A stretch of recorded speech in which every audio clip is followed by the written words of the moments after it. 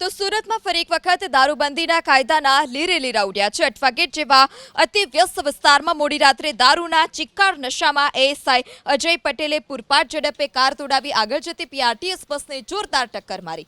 અકસ્માત એટલો ભયાનક હતો કે કારના આગળનો ભાગનો કચરકાણ વળી ગયો।